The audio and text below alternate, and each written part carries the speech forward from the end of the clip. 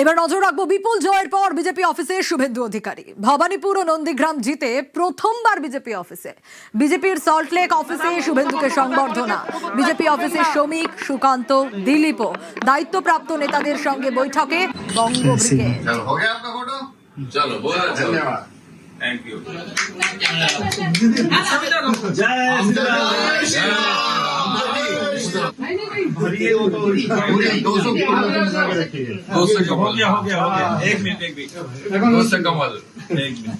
चलो भवानीपुर के लिए माला।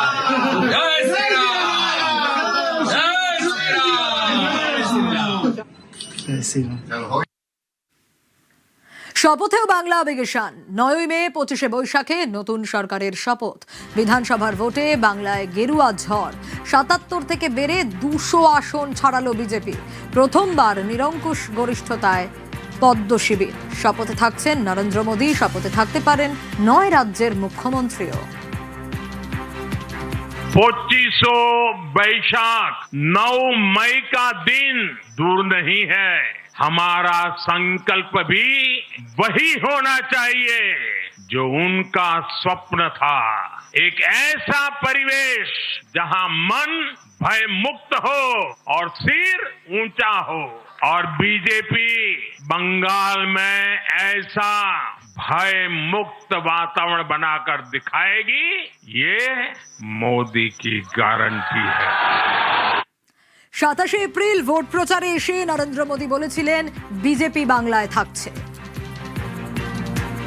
बंगाल में जहां जहां गया हो, बंगाल के लोगों का जो मैंने मिजाज देखा है, मैं इस विश्वास के साथ वापस जा रहा हूं कि 4 मई के नतीजों के बाद बीजेपी के शपथ ग्रहण समारोह में मुझे आना ही है।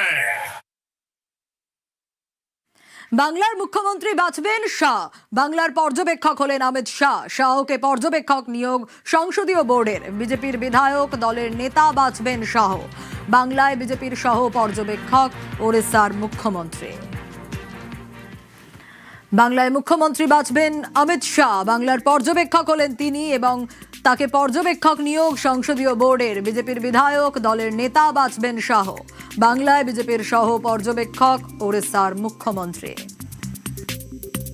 আগামী কিছুদিনের মধ্যে মাননীয় গৃহমন্ত্রীজি এবং তার সাথে উড়িষ্যার মুখ্যমন্ত্রী মোহনজি এরা দুজনে আসবেন এবং তারা বিধায়ক দলের সাথে বসে বিধায়ক দলের নেতা তাকে নির্বাচন করবেন এবং তিনি শপথ নেবেন। মহাকরণে মুখ্যমন্ত্রী। রাইটার্স থেকে চলবে নয়া বিজেপি সরকার। 2013 সালে বাংলার সরকারের ঠিকানা বদল। মহাকরণের বদলে নবান্ন থেকে সরকার পরিচালনা। হাওড়ার নবান্নে সচিবালয় নিয়ে যান মমতা বন্দ্যোপাধ্যায়। আর 13 বছর পর ফের বাংলার সরকার ফিরছে রাইটার্সে।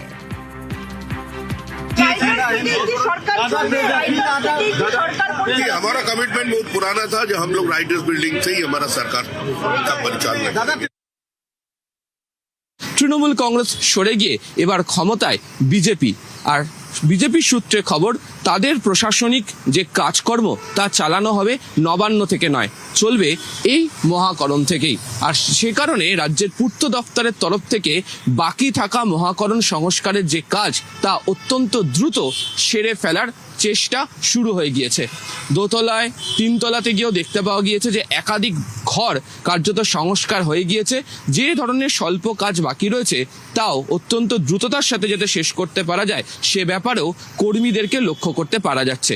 ফলে নবান্ন নয়, ফের মহাকরণে রাজ্যের প্রধান প্রশাসনিক ভবনের সমস্ত যাবতীয় কাজকর্ম ফেরার ইঙ্গিত। মুখ্যমন্ত্রী সহ একাধিক দপ্তরের যারা মন্ত্রী হবেন তারাও এই মহাকরণেই আবার বসতে শুরু করবেন, এমনটাই বিজেপি সূত্রে খবর। ক্যামেরায় অসিত দাসের সাথে আবির ঘোষাল, নিউজ 18 বাংলা, কলকাতা। জয় শ্রীরাম স্লোগান নবান্নে। নবান্নে বিজেপির জয়ের সেলিব্রেশন। জয় শ্রীরাম স্লোগান নবান্নে, কর্মীদের মুখে জয় শ্রীরাম।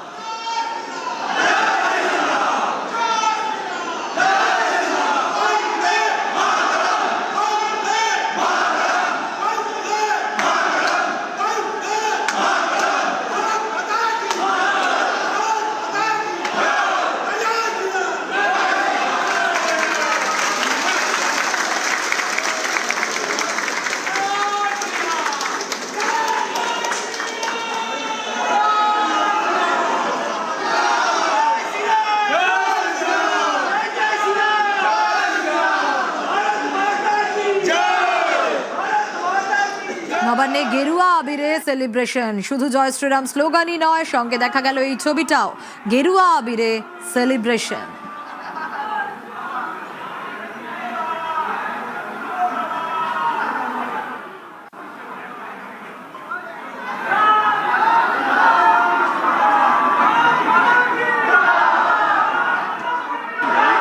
ভেতরে যে আক্রোশটা ছিল এখন বেরোচ্ছে। আক্রোশ ছিল বলতে অনেক রকমের সব ধরনের আমাদের এই ধরনের স্লোগান কোনোদিন নবান্নে শুনতে দেখেছেন আপনারা? এই ধরনের কোনদিন স্লোগান? না, এই প্রথম এই রকমের স্লোগান উঠলো। একদম একদম একদম এই প্রথম, এর আগে পাইনি। ভয় থাকতাম এখানে, ওই ভয়টা কেটে গেছে আমাদের। এবার যা হবে আমার কর্মচারীদের জন্য ভালো হবে। এইভাবে তো নবান্নে কোনোদিন স্লোগানিং দিতে দেখিনি। না, এবার এরকম কোনো স্লোগান নবান্নতে আর দেখা যায়নি কোনোদিন। অবশ্যই ভয় কেটেছে।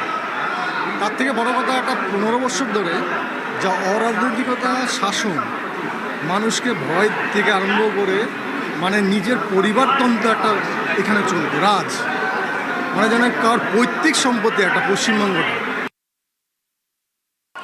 রাজ্যে ক্ষমতারও পালাবদল হয়েছে আর নবান্নেও জয় শ্রীরাম স্লোগান চলছে। গত কয়েক বছরে নবান্নে এই ধরনের ছবি দেখা যায়নি, যা আজ দেখতে পাচ্ছি আমরা গোটা নবান্নে। নবান্নের যারা সরকারি কর্মচারী রয়েছেন ঠিক এইভাবেই স্লোগান দিচ্ছেন নবান্নে আজ। এই ছবি আজ দেখা যাচ্ছে গোটা নবান্ন জুড়ে, জয় শ্রীরাম স্লোগানে মুখর গোটা নবান্ন। এবং সেই ছবি আমরা দেখতে পাচ্ছি এই মুহূর্তে নবান্ন থেকে। নবান্ন দোতলা, তিনতলা, চারতলা, অর্থাৎ নবান্নের প্রত্যেকটি ফ্লোরে আজ এই ছবি। এবং সাম্প্রতিক সময় নবান্নে এই ধরনের স্লোগান দেখা যায়নি। গতকাল রাজ্যে ক্ষমতা পালাবদল হয়েছে, ক্ষমতায় এসেছে বিজেপি, তারপরেই নবান্নের প্রত্যেকটা ফ্লোরেই জয় শ্রীরাম স্লোগান। ক্যামেরায় কুণাল চৌধুরীর সঙ্গে সোমরাজ বন্দ্যোপাধ্যায়, নিউজ 18 বাংলা, কলকাতা। পদত্যাগ করছেন না মমতা বন্দ্যোপাধ্যায়, প্রতিবাদ হিসেবে পদত্যাগ করছেন না মমতা বন্দ্যোপাধ্যায়। কমিশনের বিরুদ্ধে জোর করে হারানোর অভিযোগ, রাজভবনে গিয়ে পদত্যাগ করতে হয়। কেন, কিসের জন্য? আমরা তো হারিয়ে নিয়ে যাবো। হারলে আমি যদি শপথ নিতে যেতাম তাহলে আমি রেজিগনেশনটা করতাম। এখন তো কোয়েশ্চেন ডাজন্ট অ্যারাইজ। জোর করে দখল করে যদি কেউ মনে করে যে আমি কি রেজিগনেশন দিতে হবে, no, not that. Now also I want to say that we didn't lose the election. It is their forceful attempt to defeat us. Officially they may, through election commission, can defeat us. But morally I am telling you that we won the election. পদত্যাগ করছেন না মমতা বন্দ্যোপাধ্যায়, তোপ BJP বিধায়ক দিলীপ ঘোষের। মমতা ব্যানার্জি জিতলে নৈতিক, বাকি অনৈতিক। জনতার আশীর্বাদকে যে স্বীকার করে না, রাজনীতিতে তার কোনো জায়গা নেই। তিনি হচ্ছেন শাড়ি পরা ট্রাম্প। ট্রাম্প যেমন হারার পরেও সরেননি, লোকজনকে রাস্তায় নামিয়ে ঝামেলা করার চেষ্টা করেছিল। ইলেকশন কমিশন কড়া না হলে মমতা ব্যানার্জি জনতাকে নামিয়ে জোর করে দখল করতেন। সেই জন্য প্রথমে আমরা ঘিরে নিয়েছি নবান্নকে, যাতে চুরি করতে না পারে, ফাইল চুরি সমস্ত কিছু বেরোবে, অনেককে ভেতরে যেতে হবে। পদত্যাগ না করলে সাংবিধানিক সংকট, সমস্যা নেই বলে মত অবসরপ্রাপ্ত বিচারপতির। রাজ্যপালের প্লেজারে যেহেতু এই অফিসগুলো হোল্ড করেন মন্ত্রীরা, কাজেই সেক্ষেত্রে যদি ফর্মালি পদত্যাগপত্র না আসে, সেখানে কিন্তু রাজ্যপাল এই পুরো ঘটনাটা মাথায় রেখে রাজ্যপাল এই মন্ত্রিসভাটাকে ভেঙে দিয়ে নতুন মন্ত্রিসভার শপথ গ্রহণের ব্যবস্থা করতে পারেন এবং কেয়ারটেকার গভর্নমেন্ট হিসাবে প্রাক্তন মুখ্যমন্ত্রীকে পুনর্নিয়োগ করতে পারেন এই 2-3 দিনের জন্য, অথবা ক্ষমতাটা নিজের হাতে নিয়ে এই 2-3 দিন প্রশাসন চালাতে পারেন। এটাই নিয়ম। এখানে কোনো সংকট আসবে বলে আমার মনে হয় না। বিধানসভার মেয়াদ শেষে রাষ্ট্রপতি শাসন, নয়া সরকারের শপথে বাধা থাকবে না, মত প্রাক্তন রাজ্যপাল তথাগত রায়ের। একজন নির্বাচনে হেরে বলছেন আমি রিজাইন করব না, মানে এর তো বাচ্চা মেয়েরা করে যে খেলতে বসে তারপরে হেরে গেলে বলে খেলবো না। খুব সোজা পথ আছে, 8 তারিখে তো বিধানসভার মেয়াদ শেষ হয়ে যাবে। মেয়াদ শেষ হয়ে যাবার পরে তো উনি মুখ্যমন্ত্রী থাকতেই পারবেন না, তখন আপনা আপনি প্রেসিডেন্সিয়াল হয়ে যাবে। 4 বারের বিধায়ককে হারিয়ে জয়, টলিগঞ্জে জয়ী বিজেপির পাপিয়া অধিকারী। অরূপ বিশ্বাসকে হারিয়ে জয়ী পাপিয়া, জিতেই টলিগঞ্জে উন্নয়ন বার্তা তার। আমার সঙ্গে এই মুহূর্তে রয়েছে পাপিয়াদি। এই জয় কতটা কাঙ্ক্ষিত, কতটা চ্যালেঞ্জিং, কতটা টাফ ছিল, আর এখন স্বস্তির নিঃশ্বাস কতটা?